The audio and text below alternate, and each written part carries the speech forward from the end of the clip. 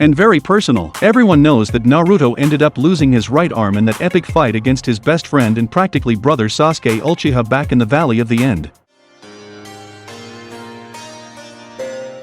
And the fact that Naruto went so far to bring Sasuke back to the point where he lost his right arm helped a lot in reconciling Sasuke, making him abandon his hatred and turn to Konoha, and that's a very important mark. After all, not just anyone who would literally lose a limb to make a friend a good person again. So there's no denying that Naruto really made a huge sacrifice for his friend, and I believe that to this day this is one of the biggest sacrifices anyone has made for a friend in the history of anime, especially Naruto.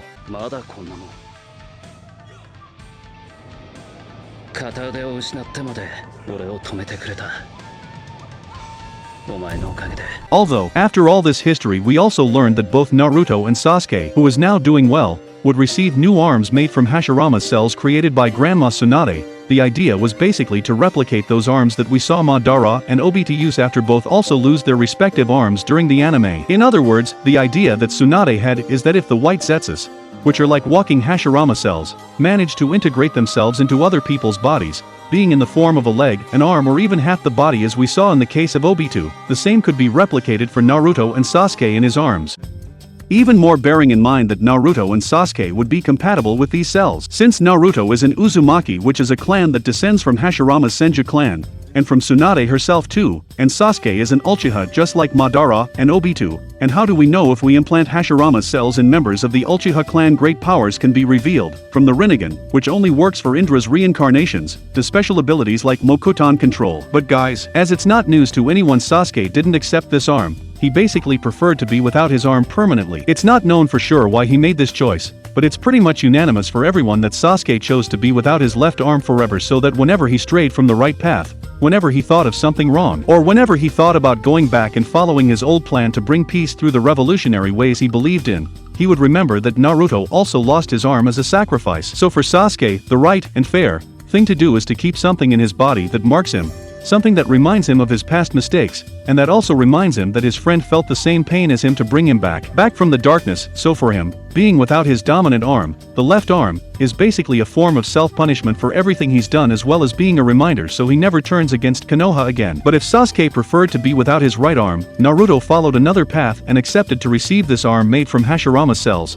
which is the arm he uses conventionally. But that's not all. If he wants, Naruto can even remove that arm synthetic to put other prototypes like the arms made of scientific ninja tools created by Katasuke-sensei, as we saw in his training fight against Boruto, where he absorbs his son's powerful water lightning jutsu using one of these scientific arms.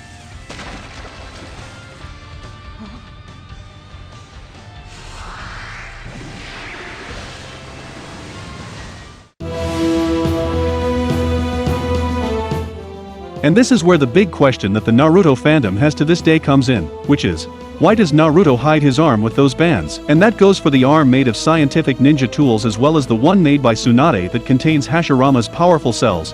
So why does Naruto hide his arm with bands? Since in the case of the arm made from Hashirama's cells we are already tired of seeing how it is there in Naruto Shippuden with Obito and Madara himself, and in the case of the arm made by scientific ninja tools too, we have Kawaki, Ao anyway, several characters. So why does Naruto hide his arm? Well, there are three answers to that question.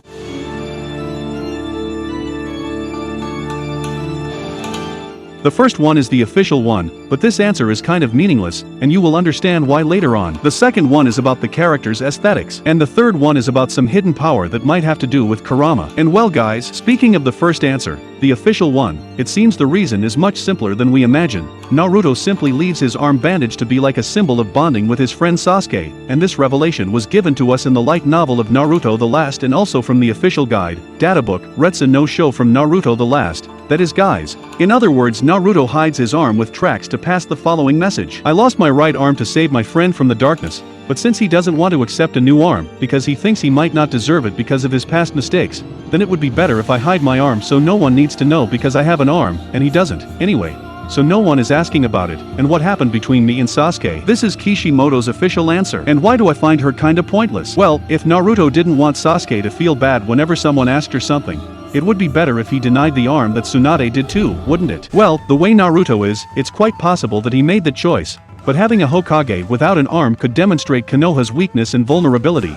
so Naruto accepted the arm, but on the condition that he keep it bandaged. So people don't ask too much after all. What else is there in the Naruto universe are ninjas who wear bands all over their body, like Choji and Kurenai in Naruto Classic for example. And as we mentioned Choji and Kurenai and their sashed bodies, this is where we talk about the second answer, which is about aesthetics. Yes, the official answer is the official one, but I like to think that before I give an answer Kishimoto thought of a few more things, and the official answer is just to give some context. Since leaving Naruto without an arm would be very strange, not only because he is the Hokage, but because the character design would be strange, not to mention that Sasuke is already a character that is without an arm, so having two characters with a similar design would be very strange. And there's more, Sasuke has a more badass look and design, more stylish and dark.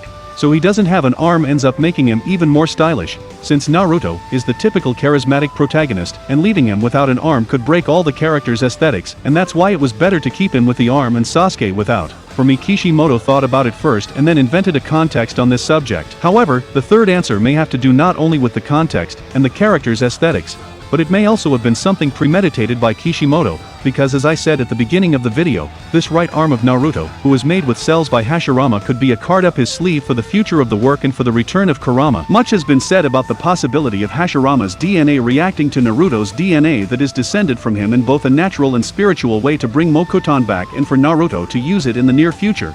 This theory is very interesting, but many forgot an interesting detail: Hashirama's chakra.